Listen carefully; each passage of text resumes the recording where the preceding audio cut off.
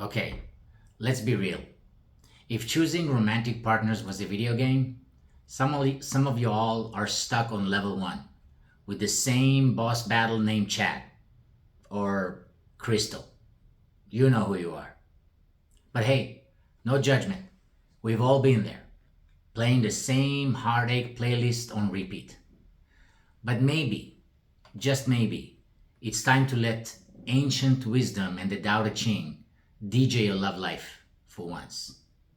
Hi, I'm Haim with Be Love Media, and today we'll chat about the juncture between the wisdom of the Tao Te Ching and your love life. I'm passionate about sharing what I've learned, and you can feel the pause, the pain in the pause, what I've learned about choosing true love partners versus doing the same old that we all do, or many of us do, except for a few lucky ones. You know who you are too. By using the ancient wisdom of the Tao Te Ching and other wisdoms such as Kabbalah and Buddhism. And I took the long route, right? At the age of 48, 49, I found myself in front of a broken picture of a life that had a lot of good intention in it, but I ended up with a third failed marriage. And I knew that it's gotta be the case that I'm doing something wrong and I gotta do things different. And that's around the time that I fell in love with the Tao Te Ching. I can't even count the amount of times I listened to it on YouTube and read through it a million times to be accurate. Okay, maybe not a million, but pretty close to it. And I could see that by squeezing whatever wisdom juice I can out of it, and by applying it to how do I choose the right partner, how do I become the right partner, I might be able to do it right this time around. And a few years later, here I was. I met the love of my life, my best friend, my now wife, Rachel, and life cannot possibly be better when it comes to having such a relationship versus all the difficulties of the previous ones. So, before we get into it, don't forget to like, subscribe, and tap the bell like it's your ex's number you need to block, but for good reason this time. So we're gonna jump into quoting verse 7 of the Tao Te Ching. Those of you who don't know or are not familiar with the Tao Te Ching, I know it's a pretty famous topic these days, but hey, not everybody's familiar.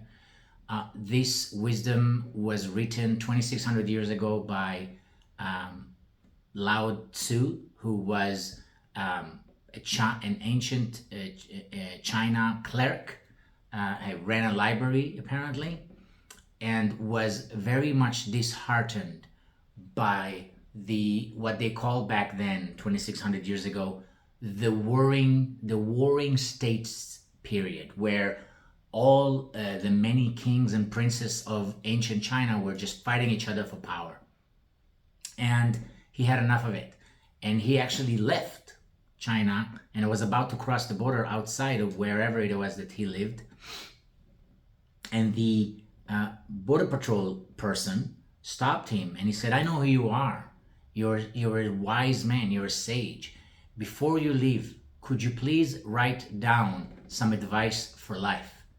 And that's what Lao Tzu did, because that's what wise sages do. They want to pass on their wisdom, the lessons of life that they have to others so they may benefit. And that's how the Tao Te Ching was born, was created.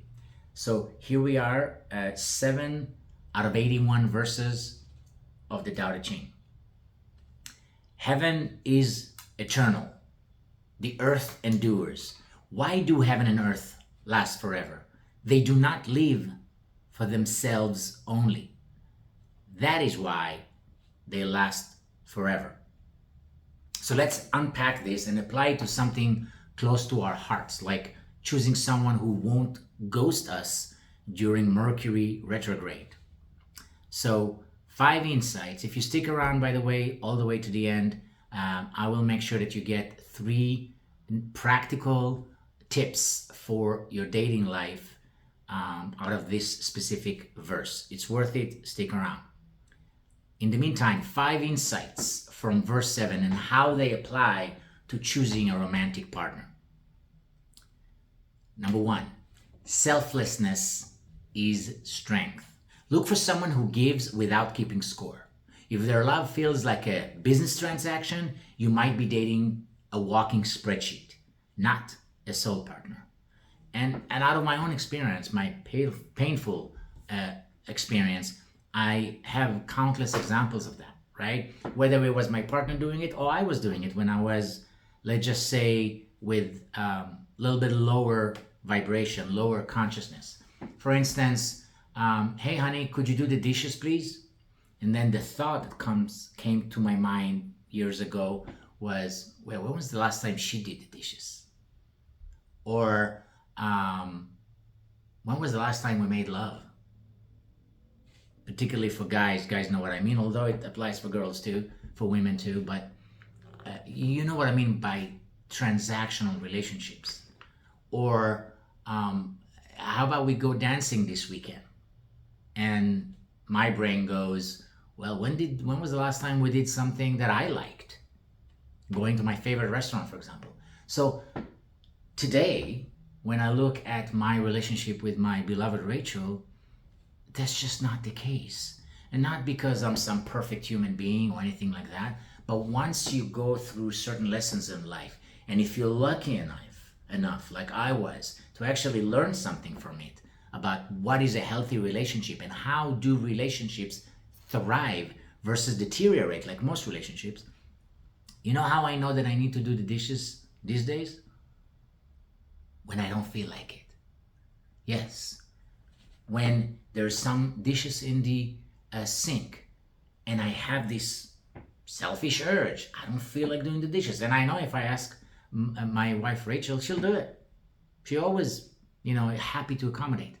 But when I feel that urge not to do it, that's when I jump in and do it. Because I grow out of that, she gets a relief and a break out of that, and our relationship only grows. So, let's keep going. Number 2, longevity comes from purpose beyond self. The best relationships last because they serve a purpose bigger than ego. Choose someone who wants to grow with you, not just gain from you. Listen, again, countless examples. I'll give you, like I said, I was married 3 times. No, I'm not proud of it, but that was just the lessons that I had to go through. And my last relationship, you would think, would have been a more advanced compared to the previous 2. But guess what? It was actually my worst relationship, the most toxic relationship that I've ever had. Now, it doesn't mean we didn't have some good times, but overall, when you examine that relationship, it was highly toxic, highly transactional, and really didn't have a chance at growing because it just wasn't an interest for the other person. So an example would be, one of the painful example was when in one relationship, for example, I remember enjoying driving my partner. It was actually my second marriage. And I was just driving her everywhere and so on. And at one point, my car was at the shop. So I asked back then my girlfriend, and I said, would you mind driving me to the eye doctor? My car is at the shop. And you would expect after so many times that I've driven her, but even regardless of that, she would be like, yeah, of course. Yeah, let's jump in the car. And instead, there was this pause. And I remember it like it was yesterday. She said, really? And I remember hearing that and seeing that scene and I'm like, what am I looking at? However, I didn't have the foresight to understand that something is not right here. And it doesn't mean you break up over that, but it does mean you pay attention more closely. I didn't have the foresight, I didn't have the wisdom to understand that might be the case, that we're just not the right people for each other. So another example would be when I proposed to my previous wife, my now ex-wife and the mother of my child, God bless him. And I decided to propose. I actually was quite broke at the time, but I'm like, I'm doing it regardless. I'm not going to let money control me. And I bought a ring to propose with money I didn't have. And here I am, the big moment, very romantic, doing my thing. And I remember offering her the ring, asking the questions, and she says, I remember seeing something was not right with the way she looked at the ring. And she said, I said, is something wrong? And she said, well, it's just not the right ring. And I was blown away. She had her own preferences for what kind of ring, but what kind of person would say that in such a special context? And again, I didn't have the foresight, I didn't have the wisdom, I didn't have the realization that I got to look into it further because something is not right with this picture. And yeah, so lots of examples, but what we want to have is something that is somebody who wants to grow with you, not gain from you.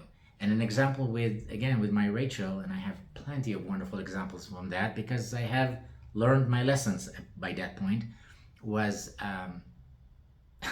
was that the biggest thing that I realized about this relationship is my now wife and I, the reason why I am so excited about the future and about the present is because we follow a certain principle, a certain Buddhist principle.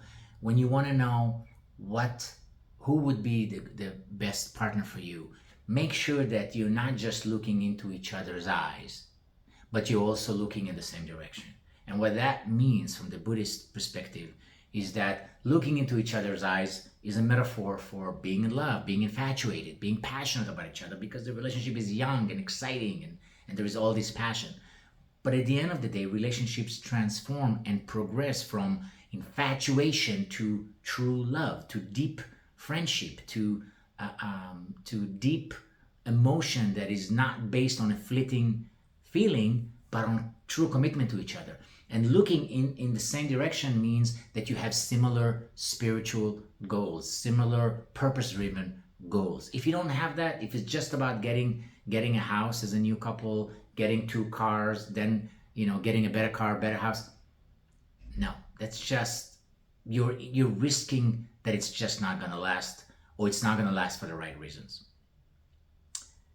Number 3, stability is rooted in service. A partner who's grounded in kindness and service to others is likely to bring stability into your life, not chaos wrapped in a six-pack. And it's funny that it says six-pack because just so happened my previous relationship, she was very fit. She was, she looked the part as far as health and fitness. However, when it comes to service to others, it was really hard for her to get herself to go and visit her grandmothers, both her grandmothers. It took something out of her to do that. On the other hand, when I just met my beloved Rachel, it was right, in the middle of the pandemic, and her father was struggling with his health. And she told me that 2 years earlier, before we met, she committed to leave the US and go back home to her home country to be with her ailing 80-year-old father. And she did that for 2 years until he passed away. And I was blown away by that because you don't hear a lot of stories like that. You don't hear a lot of stories of people who leave their life and everything they do and their career and go dedicate 2 years. Wow. That told me that her life is rooted in service, and I knew that it's gotta mean something really good for the potential relationship that we can have. 4, letting go of the spotlight. Just like the heavens don't brag about shining, a good partner doesn't need to steal your light. They celebrate you while shining in their own way. A lot of relationships are rooted in competitions. Competition. I know it sounds like, nah, not really, is it? Yes, it is. There is sometimes a covert, sometimes it's overt competition and an attempt to one-up each other. Sometimes it's very subtle, but you got to watch for that. You don't want to be with somebody who constantly competes with you, but rather somebody who celebrates you. When you say that you just got something, I don't know, you you just graduated, or you just finished a test in your bachelor degree, your master's degree, and their response is, well, yeah, but I wonder if you could have gotten better grades, or wow, you barely put any effort in it, or some kind of sarcastic comment. Beware of sarcasm. A lot of people think it's just another language. I speak the language of sarcasm kind of thing. I don't know about that. Many times sarcasm is, if not all the time, is connected with seeing fault in others and making fun of it versus celebrating their success no matter what. And the last one is living for more than the self. The Tao shows us that lasting things serve the whole. A partner with a sense of purpose or a heart for others is more likely to be aligned with fulfilling, lasting connection. I promised you 3 practical pieces of advice. Don't forget to subscribe. Don't forget to bust that bell button and the like, and please share with others so they may enjoy the benefit of this wisdom. 3 practical pieces of advice. Observe how they treat others when no reward is involved. Their true nature is revealed when no one is watching and no Instagram story is filming. We can say so much about Facebook. I used to be on Facebook and social media. I'm no longer there except for some business purpose. But other than that, I just see that there is certain disadvantage for being immersed in that culture. No judgment to anyone who enjoys it. There is certain advantages in it. Heck, I met my beautiful Rachel through a Facebook group. And yes, we decided to jump off right after we met from Facebook for our own reasons, but I also see the benefit in the blessing that it brought us. But in regard to observe how they treat others, you probably know the famous phrase of when you date someone, pay attention to how they treat waiters. But then I learned the next level of this wisdom nugget. Don't focus on how they treat the waiter, but rather how they treat the waiter when they spilled the soup on them, when they mess up. And why is that? Number one, it's hard to treat others with kindness when you're triggered. Number two, one day you will become that waiter, meaning one day you will be the one serving them a cup of coffee, a cup of tea, or a piece of cake, or maybe cooking for them. And how will they treat you when you didn't put enough salt there? How will they treat you when you messed up with the dish or the cake didn't come out right? Will they still be grateful, or will they hold it against you, even though you put all the work, right? We want to be with somebody who appreciates us and is grateful for everything we do, no matter how small, no matter how big. Tip number 2, ask about their why. Why do they do what they do? A person living with a purpose beyond self is more likely to show up with depth and intention. So many times we've been in dates where the conversation could be all about, so what do you do? Oh, cool. What kind of car do you drive? Nice or not nice? We focus on restaurants. We focus on movies that we watch. Now that's fun, that's entertaining, but does that really teach us about their why? I doubt it. Last tip of the day, don't rush it. Like the earth and sky, good things endure because they evolve with patience. Choose someone who's building something timeless, not someone just trying to go viral. With that, I want to end with an invitation.